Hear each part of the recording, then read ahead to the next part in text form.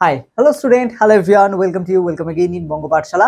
তো আজকের ক্লাসে আমরা ক্লাস 9 এর বল ও গতির যে চ্যাপ্টার শুরু করেছিলাম সেই চ্যাপ্টার থেকে আমরা দ্রুতি বা স্পিডের যে কনসেপ্ট আছে সেই কনসেপ্টের উপরই আজকে আমরা জানবো। ঠিক আছে, তো বেসিক্যালি এই কনসেপ্টটা জানার আগে তোমাদের এর আগের যে ক্লাসটা আছে যেখানে আমরা সরণ এবং দূরত্ব নিয়ে পড়েছিলাম বা অতিক্রান্ত দূরত্ব পড়েছিলাম সেই কনসেপ্টটা একটু জানা দরকার। তো সেই কারণে সেই ভিডিও লিংক ডেসক্রিপশনে দেওয়া থাকবে, সেটা অবশ্যই দেখো।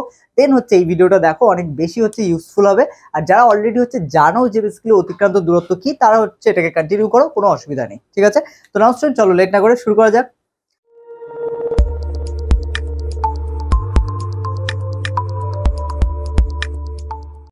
তো স্টুডেন্ট আজকে আমাদের ফার্স্টে যে হেডিংটা দিতে হবে সেটা আমাদের স্পিড বা দ্রুতি। ঠিক আছে, তাহলে ফার্স্ট আমরা একটা ছোট্ট বক্স করব এবং প্রত্যেকে পেন পেন্সিল বের করো, করে ফার্স্ট লিখবো আমরা কি দ্রুতি। ওকে, তো দেখো আমরা অনেক সময় কি বলি, কোনো একটি গাড়ি যাচ্ছে বা কোনো একটি সাইকেল যাচ্ছে, আমরা বলছি যে এত স্পিডে যাচ্ছে বা এত স্পিডে যাচ্ছে। ঠিক আছে, বা ট্রেনের গতিকে বলি যে 70 কিলোমিটার প্রতি ঘন্টা, এরকম একটা স্পিড বলে দিই। তো এখানে যেটা আমাদের মাথায় রাখতে হবে, স্পিড তো আমরা বলে দিই, কিন্তু যদি এটাকে বাংলায় বলতে হয় তখন আমরা দ্রুতি বলি না, তখন সেটাকে আমরা কি বলি, বেগ বলে দিই। ঠিক আছে, কিন্তু অ্যাকচুয়ালি দুটো কনসেপ্ট টোটালি আলাদা। ঠিক আছে, তো সেটাই আমরা আজকের ক্লাসে এবং এর পরের ক্লাসে আমরা বেগ জানবো। তো এই দুটো যখন আমরা দেখবো তখন অ্যাকচুয়ালি বুঝতে পারবো যে দুটোর মধ্যে বেসিক ডিফারেন্সটা কি। ঠিক আছে, তো নাও এবার আমরা দেখে নিই দ্রুতি বা স্পিড।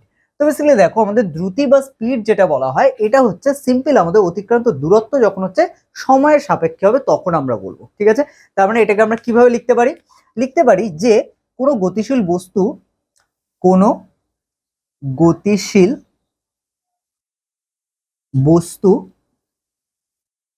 তো কোনো গতিশীল বস্তু একক সময়ে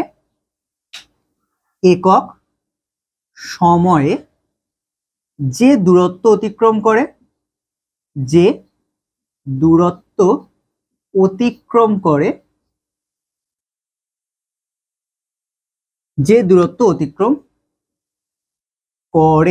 ঠিক আছে, তো কোনো গতিশীল বস্তু একক সময় যে দূরত্ব অতিক্রম করে তাকে ওই গতিশীল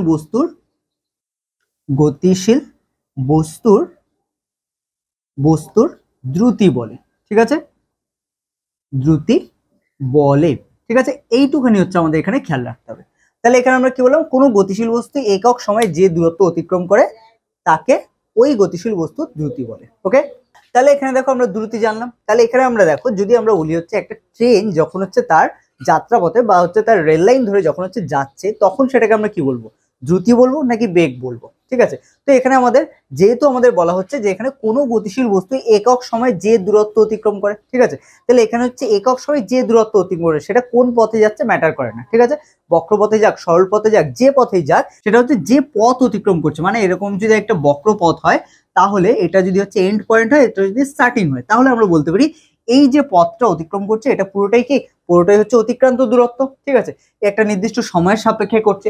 এবার আমি এর মধ্যে ধরো কোনো একটা টাইম ধরে নিচ্ছি যে এখান থেকে এতটা আসতে একটা ট্রেনের সময় লেগে যাচ্ছে 2 ঘন্টা। ঠিক আছে, তাহলে প্রত্যেক ঘন্টায় সে ধরে নেওয়া আমাদের বললাম পুরোটার ডিস্টেন্স কত, এই পুরো পথটার ডিস্টেন্স আমি ধরলাম 100 কিলোমিটার। তাহলে পুরো পথটা যেতে তার লাগছে কত, 2 ঘন্টা। তাহলে 100 কিলোমিটার যাচ্ছে 2 ঘন্টায়, তাহলে 1 ঘন্টায় কত যাচ্ছে, 50 কিলোমিটার। তাহলে এটা হয়ে গেল সে কোন পথে যাচ্ছে ম্যাটার করে না, পুরো রাস্তাটাকে আমরা ক্যালকুলেট করব, পুরো রাস্তাটা যা দূরত্ব সেটাকেই আমরা বলবো কি, অতিক্রান্ত দূরত্ব। ঠিক আছে, যে পথটা সে অতিক্রম করলো এবং এটার জন্য যে সময়টা লাগছে সেটাকেই যখন আমরা ভাগ করে দেবো অতিক্রান্ত দূরত্ব দিয়ে, তখন সেটাকে আমরা বলবো দ্রুতি। ঠিক আছে, তাহলে এখানে দেখো, এখানে আমরা গাণিতিক রূপ লিখতে পারি।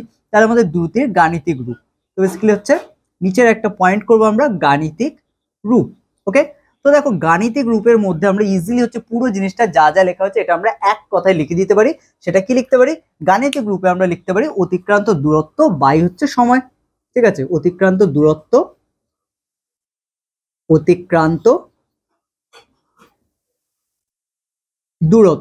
ওকে, অতিক্রান্ত কি দূরত্ব বাই সময়। ক্লিয়ার?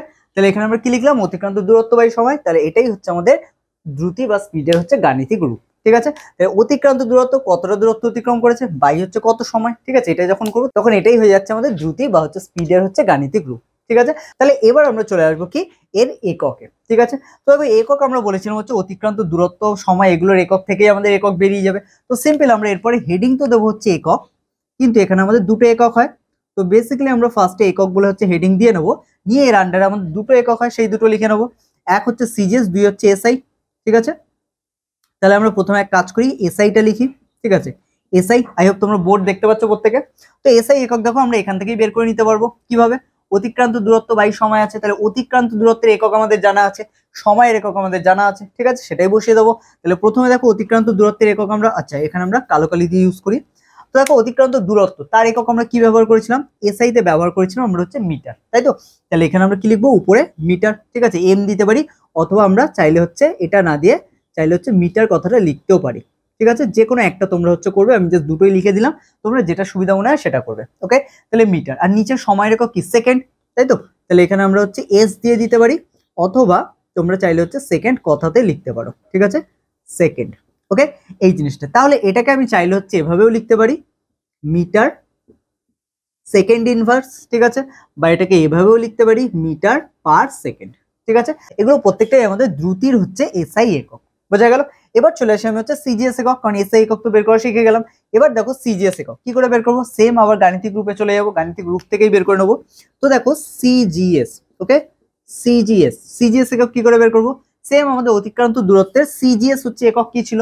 অতিক্রান্ত দূরত্ব তোমরা যদি মনে করো বা আগের ক্লাসটি দেখে থাকো তাহলে বুঝতে পারবে যে অতিক্রান্ত দূরত্বের সিজিএস একক ছিল কিন্তু আমাদের হচ্ছে সেন্টিমিটার। ঠিক আছে, সেটার জন্য আমরা সিএম লিখতে পারি, অথবা হচ্ছে সেন্টিমিটার বা সেমি হচ্ছে লিখতে পারি।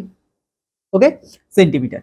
এবার নিচে হচ্ছে সময়ের একক সবসময় 1 সেকেন্ড, তো এক্ষেত্রে আমাদের সেকেন্ডের জন্য এস দিয়ে দিতে পারি, অথবা আমরা এখানে সেকেন্ড লিখেও দিতে পারি, বা শর্টে সে লিখে দিতে পারি। ঠিক আছে, তাহলে সেন্টিমিটার পার সেকেন্ড লিখতে পারি, অথবা হচ্ছে সিএম পার এস লিখতে পারি। ঠিক আছে, অথবা আমরা লিখতে পারি সেন্টিমিটার ডট দিয়ে হচ্ছে সেকেন্ড ইনভার্স। ঠিক আছে, তার প্রত্যেকটা লিখে দিই আমরা। এখানে কি হতে পারে? যেটা মিটার হয়েছিল সেটা সেন্টিমিটার দিয়ে হচ্ছে সেকেন্ড ইনভার্স। ঠিক আছে, এটা হতে পারে, অথবা আমরা এরকম লিখতে পারি সেন্টিমিটার পার দিয়ে হচ্ছে সেকেন্ড।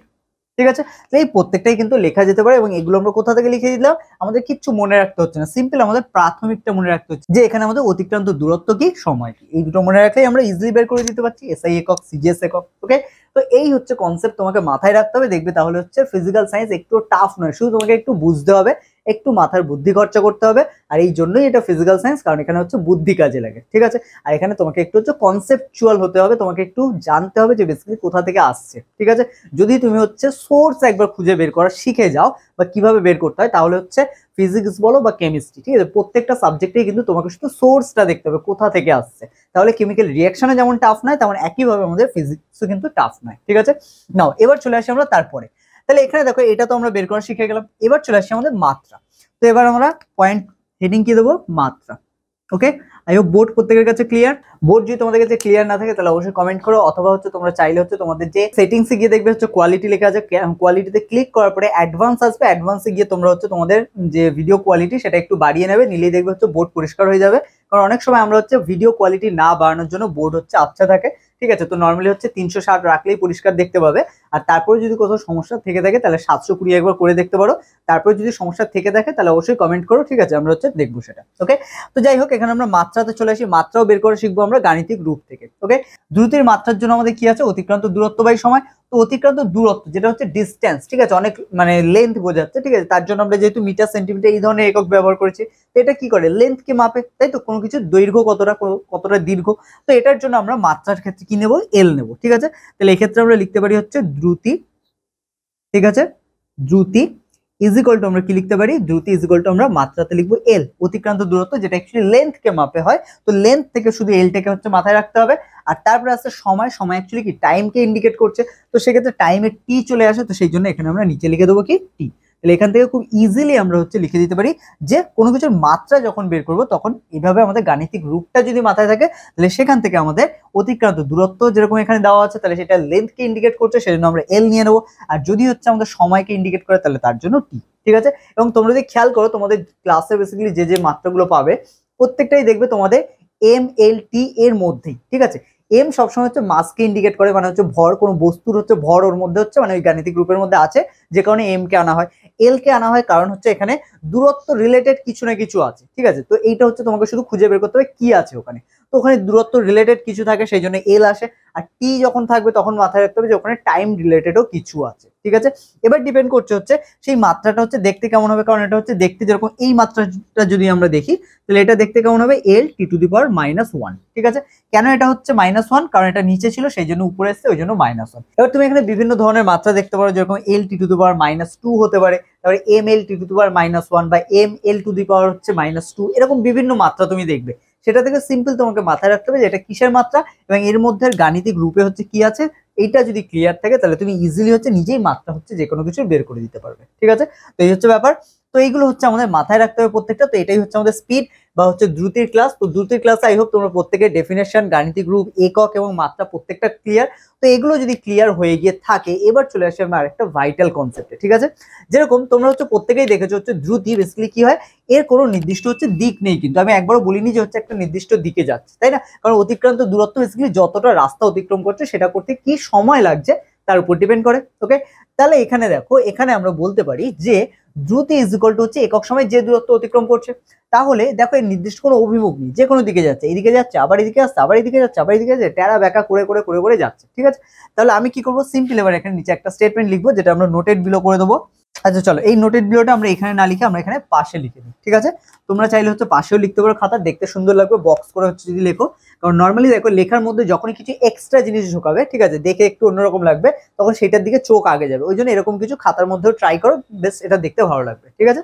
তো দেখো এখানে আমি লেখার মধ্যেই হচ্ছে একটা ছোট্ট করে নোটেড বিলো রাখছি। তোমার খাতাতে যদি জায়গা থাকে অবশ্যই হচ্ছে এরকম হচ্ছে নোটেড বিলো করে নেবে। নিয়ে এবার এটাকে কি করবো, নিচে আমাদের স্টেটমেন্টটা রাখবো। কি রাখবো, যে দ্রুতির মান আছে, মান আছে কিন্তু অভিমুখ নেই, কিন্তু অভিমুখ নেই, ওকে। দ্রুতির মান আছে কিন্তু অভিমুখ অভিমুখ নেই, ওকে। তাহলে দ্রুতির মান আছে কিন্তু অভিমুখ নেই, তাই এটি হলো, তাই এটি একটি তাই এটি একটি কি স্কেলার রাশি, ওকে। তো এটি একটি স্কেলার রাশি, ওকে। তাই এটি একটি কি স্কেলার রাশি, ক্লিয়ার। তাহলে আমি কি বললাম, যে দ্রুতির মান আছে কিন্তু অভিমুখ নেই, তাই এটি একটি স্কেলার রাশি। তো এবার এইটাকে তোমরা কি করবে, এটাকে তোমরা হচ্ছে অবশ্যই বক্স করবে এরকম একটা, ঠিক আছে। এরকম একটা বক্স করে এখানে এভাবে রাখতে পারো, ঠিক আছে। অথবা চাইলে তোমরা এখান থেকে বক্স করে এইভাবে রাখতে পারো, ঠিক আছে। তো দেখো লেখার মধ্যে যখন তোমার খাতার মাঝখানে একটা এরকম কিছু থাকবে তখন অবশ্যই চোখ যাবে ওইদিকে। তো এইভাবে হচ্ছে খাতার মাঝখানে কিছু নোটস রাখতে হবে, ঠিক আছে, যেগুলো হচ্ছে অনেক বেশি ইম্পর্টেন্ট। তো স্টুডেন্ট আই হোপ পুরোটা বুঝতে পেরেছো তোমরা, বেসিক্যালি আমাদের দ্রুতি কি, একক, মাত্রা এবং হচ্ছে দ্রুতির হচ্ছে স্কেলার রাশি না ভেক্টর রাশি, এগুলো, ওকে। এবার আমি একটা ছোট্ট কনসেপ্ট নিয়ে একটু ডিসকাস করে নিই দ্রুতির উপর। সেটা হচ্ছে দ্রুতির মধ্যে একটা হচ্ছে সমদ্রুতি, এক হচ্ছে অসমদ্রুতি, আর হচ্ছে গড় দ্রুতি, ঠিক আছে। তো এগুলো কি, তো বেসিক্যালি দেখো দ্রুতি বলতে আমরা এখানে দেখলাম হচ্ছে কোনো গতিশীল বস্তু হচ্ছে একক সময় যে দূরত্ব অতিক্রম করে, ঠিক আছে। এবার ধরো কোনো একটা গতিশীল বস্তু অলওয়েজ, ঠিক আছে, কোনো একটা গতিশীল বস্তু অলওয়েজ কি করছে, ধরে নাও 1 ঘন্টায় যাচ্ছে অলওয়েজ হচ্ছে 20 কিমি, ঠিক আছে। তাহলে এটা কি 1 ঘন্টায় 20 কিমি যাচ্ছে প্রত্যেক 1 ঘন্টায়, তাহলে 2 ঘন্টায় কত হবে 40 কিমি। এটা একটা নির্দিষ্ট হারে হচ্ছে স্পিড বাড়ছে, তাই তো। তাহলে এই ক্ষেত্রে আমরা বলতে পারি যে হচ্ছে ওই বস্তুটির দ্রুতিটা কি সম, কারণ এখানে কি স্পিড বাড়ার হার বা স্পিড যদি কমেও তাহলে সেই কমার হার এটা কি সমান, যে প্রতি ঘন্টায় হচ্ছে 20 করে বাড়ছে, ঠিক আছে। তাহলে এরকম যদি হয় তাহলে এটাকে আমরা কি বলতে পারি, এটাকে আমরা বলতে পারি হচ্ছে সমদ্রুতি, কারণ এখানে সময়ের সাপেক্ষে বস্তুর যে অতিক্রম করার হার সেটা কি সমান, ঠিক আছে। যে 1 ঘন্টায় এত কিলোমিটার কি করছে, এটা স্পিড বলি, যে 1 ঘন্টায় কত স্পিডে যাচ্ছে, যেরকম বলা হয় যে ট্রেনটি এত স্পিডে যাচ্ছে বা গাড়িটি এত স্পিডে যাচ্ছে বা বাইকটা এত স্পিডে যাচ্ছে। কি করে বুঝবো, সিম্পল এখানে আমাদের মাথায় রাখতে হবে যে প্রতি ঘন্টায় কতটা যাচ্ছে, ঠিক আছে, প্রতি ঘন্টায়, ওকে। তো এখানে অনেকেই হচ্ছে একটা জিনিস গুলিয়ে ফেলে, ঠিক আছে। এরপরে যখন ওর মন্দন বা ত্বরণে আসবো তখন, তো বেসিক্যালি সেখানেও কিন্তু বেগ বৃদ্ধির হারকে বোঝায়, কিন্তু এখানেও বেগ বৃদ্ধি, তবে এখানে বেগ বৃদ্ধির হার আসে না, এখানে আসে আমাদের বেসিক্যালি হচ্ছে কত দূরত্ব অতিক্রম করছে, ঠিক আছে। তো এটাই হচ্ছে আমাদের দ্রুতির সাথে হচ্ছে মানে তোমার ত্বরণের হচ্ছে বেসিক ডিফারেন্স, ঠিক আছে। তো এটা খেয়াল রাখতে হবে। তাহলে এখানে আমরা কি বলছি, যে একটা নির্দিষ্ট মানে প্রত্যেক ঘন্টায় একটা নির্দিষ্ট দূরত্ব অতিক্রম করছে, তাহলে এটাই হয়ে যাচ্ছে কি এই দ্রুতির জন্য হচ্ছে সমদ্রুতি, ঠিক আছে। তাহলে যখন প্রত্যেক ঘন্টায় একটা নির্দিষ্ট দূরত্ব অতিক্রম করবে তখন তাকে আমরা বলবো কি সমদ্রুতি, যে প্রতি ঘন্টায় 20 কিলোমিটার, ঠিক আছে। এটাকে কে দিয়ে দিয়েছি, এটা কে এম করতে হবে। তো বস্তু প্রতি ঘন্টায় কি করছে 20 কিলোমিটার করে অতিক্রম করছে। তাহলে এটা কি হয়ে গেল সমদ্রুতি। তাহলে হচ্ছে দ্বিতীয় ঘন্টায় 20 কিলোমিটার, তারপরে তৃতীয় ঘন্টা আবার 20 কিলোমিটার এটা করছে। এবার দেখো যদি বলা হয় অসমদ্রুতি, সেম নাম দেখে বুঝতে পারছো যে অসম, তার মানে কি এখানে হচ্ছে প্রতি ঘন্টায় আর 20 কিলোমিটার যাচ্ছে না, তখন কি হচ্ছে কোনো ঘন্টায় 20 কিলোমিটার যাচ্ছে, তো কোনো ঘন্টায় 15 কিলোমিটার যাচ্ছে, তো কোনো ঘন্টায় হচ্ছে আবার চলে যাচ্ছে হচ্ছে 25 কিলোমিটার। ঠিক আছে, তো এরকম হচ্ছে প্রত্যেকটা ঘন্টায় যাচ্ছে। তো এই কারণে এটাকে কি বলা হবে, এটাকে বলা হবে আমাদের অসমদ্রুতি। বোঝা গেল। এবার যদি চলে আসে হচ্ছে গড় দ্রুতি। গড় দ্রুতিকে বেসিক্যালি আমাদের এই যে তিনটে মান দেখলাম অসমদ্রুতির ক্ষেত্রে, তাহলে সেক্ষেত্রে অসমদ্রুতির ক্ষেত্রে হচ্ছে গড় দ্রুতি আসতে পারে, সমদ্রুতির ক্ষেত্রেও গড় আসতে পারে। ঠিক আছে, যেমন গড় মানে কি, যে কটা আমি মান নিচ্ছি সেই কটা মানকে তত দিয়ে হচ্ছে ভাগ করে দেবো। তো ধরুন আমি এখানে তিনটে মান নিচ্ছি, সমদ্রুতির ক্ষেত্রে যদি দেখি তাহলে কি প্রত্যেক ঘন্টায় 20 কিলোমিটার যাচ্ছিল, তাহলে 20 20 20 করে তিনটে 20 হচ্ছে যোগ করে দেবো। ঠিক আছে, তিনটে 20 হচ্ছে আমি যোগ করলাম, করে যা হবে তাকে 3 দিয়ে ভাগ করবো। তাহলে দেখো 20 20 40, 40 আর 20 হচ্ছে কত 60, 60কে 3 দিয়ে যদি আমি ভাগ করে দিই তাহলে কি সেই আবার ঘুরে ফিরে আমার কত 20 চলে আসলো। তাহলে এখানে আমাদের গড় দ্রুতির মান কত হয়ে গেল 20 কিলোমিটার। ঠিক আছে, 20 কিলোমিটার প্রতি ঘন্টা। তাহলে এটা কি হয়ে গেল আমাদের গড় দ্রুতি। এবার যদি আমি চলে আসি তারপরের পয়েন্ট অসমদ্রুতি, যখন তখন আমাদের যদি গড় দ্রুতি বের করতে হয় তাহলে কি করব, তাহলে দেখো এখানে আমাদের তিনটে হচ্ছে ঘন্টা দেওয়া আছে, একটা 25, একটা সরি একটা 20, একটা 15 আর একটা 25। ঠিক আছে, তাহলে তিনটেকে যোগ করে 3 দিয়ে ভাগ করে দেবো, তাহলে অসমদ্রুতির ক্ষেত্রেও গড় দ্রুতি বেরিয়ে যাবে। ঠিক আছে, তাহলে আমি জাস্ট একটা কোথায় করি, এই পাশে করি। তাহলে দেখো আমাদের কি কি আছে, 20 কিমি আছে, তারপরে 15 কিমি আছে পরের ঘন্টায়, তারপরের ঘন্টায় 25 কিমি। ঠিক আছে, তো এইগুলো আছে, এগুলো বাই হচ্ছে 3। তাহলে দেখো তিনটাকে আমি যোগ করে দিই। ঠিক আছে, করলে কত হচ্ছে এখানে আমাদের 20 20 করে 40, 40-এর এখানে 5 এক্সট্রা আছে, সেই 5টা এখানে যোগ করলে আবার হচ্ছে এখানেও 20 হয়ে গেল, তাহলে 40 আর 20 হচ্ছে 60। তাহলে এখানেও বেসিক্যালি আমাদের 60 হচ্ছে বাই হচ্ছে 3, তাহলে 60কে 3 দিয়ে ভাগ করলে কত হচ্ছে 20 km পার হচ্ছে আওয়ার। ঠিক আছে, তাহলে এখানেও কি 20 কিলোমিটার প্রতি ঘন্টা। তাহলে এখানেও দেখো অ্যাকচুয়ালি এটাও হচ্ছে 20 কিলোমিটার প্রতি ঘন্টা হচ্ছে, এটাও 20 কিলোমিটার প্রতি ঘন্টা হচ্ছে, দুটোই হচ্ছে সেম হচ্ছে, কিন্তু একটা হচ্ছে সমদ্রুতির জন্য আর একটা হয়ে যাচ্ছে আমাদের অসমদ্রুতির জন্য। বোঝা গেল। আই হোপ দ্রুতির পুরো কনসেপ্ট তোমাদের ক্লিয়ার, কোথাও কোনো রকম প্রবলেম নেই। আর আজকে ক্লাস কেমন লাগলো সেটা অবশ্যই হচ্ছে কমেন্ট করে তো জানাও। এছাড়া হচ্ছে যারা নোট ডাউন এখনো করনি, যেটা সব থেকে ইম্পর্টেন্ট, যে ক্লাসগুলোকে হচ্ছে সবসময় নোট ডাউন করতে হয়, তো এই জন্য নোট ডাউন যারা এখনো করেনি তারা অবশ্যই হচ্ছে নোট ডাউন করো পুরো ক্লাসটা। এবং হচ্ছে তোমাদের ব্যাচমেট যারা আছে তাদের যদি মনে হয় তোমাদের এই কন্টেন্টগুলো তাদের জন্য ইউজফুল, অবশ্যই তাদের সাথে শেয়ার করতে ভুলো না। ঠিক আছে, তো নাও স্টুডেন্ট আজকের ক্লাস আমরা এখানে শেষ করবো, দেখা হচ্ছে পরের ক্লাসে। প্রত্যেকে ভালো থেকো, ভালো করে পড়াশোনা করো, আর কোনো ডাউট থাকলে অবশ্যই হচ্ছে কমেন্ট করে জানাও। ওকে।